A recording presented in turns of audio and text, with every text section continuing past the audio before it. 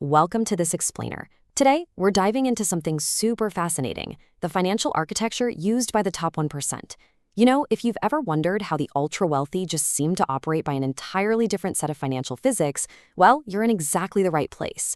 We're going to break down the actual, literal mechanics of a strategy known as buy, borrow, die. Let's unravel this whole thing together.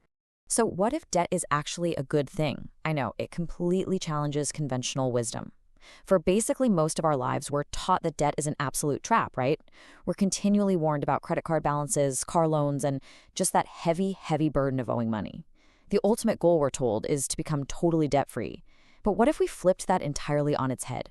What if under the exact right circumstances and with the right assets, debt isn't a burden at all, but rather a highly efficient tool for preserving your wealth? Let's jump right into Section 1, two views on debt, the middle class versus the 1%. This right here is the foundational divide in financial education today. Look at the left side. For the middle class, debt is an anvil. It is this heavy burden to be feared. It's viewed as a necessary evil at best, maybe like getting a mortgage to buy a home, and a direct path to financial ruin at worst. The overarching goal? Always pay it off. But then, look over at the right side. For the wealthy, debt acts way more like an umbrella. They literally see it as a strategic tax avoidance tool. They manage it and they utilize it to protect their wealth for a rainy day. It is a fundamental divergence in how money is understood and utilized. Moving right along to Section 2, buy, borrow, die, the tax game of the wealthy. As you can see, this strategy operates in three distinct sequential phases, and they all rely heavily on leverage rather than selling. Step 1 is buy. This means acquiring assets that appreciate over time, think stocks, real estate, businesses, and basically never letting them go. Step 2 is borrow. This is where you use those exact same assets as collateral for cash when you need to fund your lifestyle or, make new investments. And finally, step 3 is die.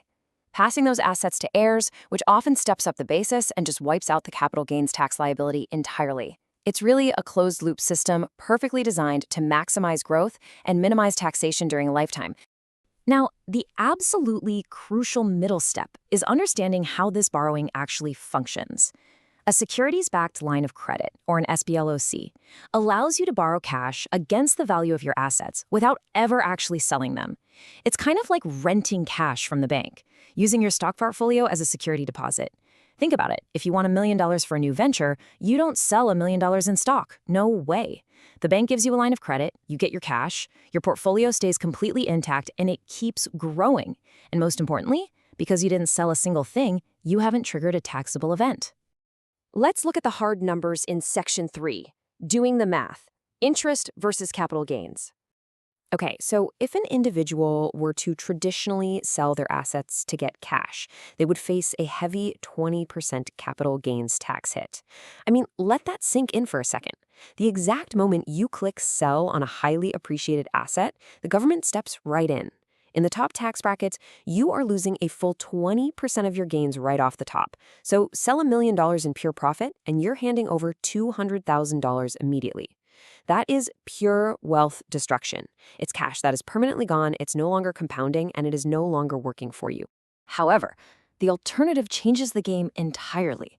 By borrowing against those assets through a line of credit instead, the interest rate hit might only be around 6.5%.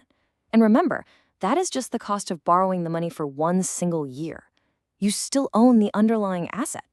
The bank is essentially renting you the cash for a 6.5% fee. All y'all, your original asset remains entirely untouched, perfectly avoiding the tax man, and potentially growing at a rate that completely covers this interest cost anyway. And this brilliantly illustrates that exact mathematical advantage. Look at that. Selling means taking a permanent 20% loss to capital gains tax. But borrowing, that costs a mere 6.5% in temporary interest. It is a deeply logical, highly calculated financial maneuver that completely bypasses that massive tax hit. The contrast here makes it incredibly clear why the wealthy choose the borrowing path every single time.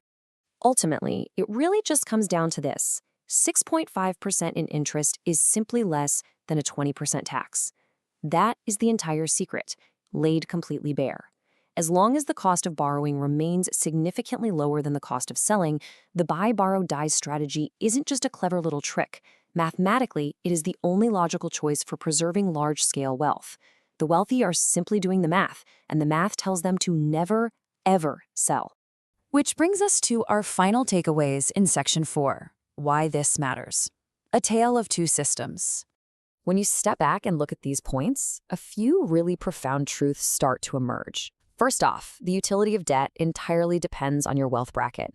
For those without assets, debt is a heavy anchor. But for those with appreciating assets, it acts as a powerful tax shield, entirely subverting that traditional middle-class fear of borrowing that we talked about earlier. The 1% rely on the cold, hard fact that a 6.5% interest rate easily beats a 20% tax hit. It really highlights a financial ecosystem where the available tools change dramatically once you cross a certain threshold of wealth. As we wrap up this explainer, I want to leave you with this final thought to ponder. How much of our financial education is actually just a rule for the middle class? We're taught all these rigid rules about saving, spending, and avoiding debt at all costs. But the architecture of extreme wealth, it operates by a totally different playbook. So are the financial rules we live by universal laws, or are they simply boundaries drawn for a specific tax bracket? Thank you so much for joining me to unravel this architecture, and remember, keep questioning the rules of the game.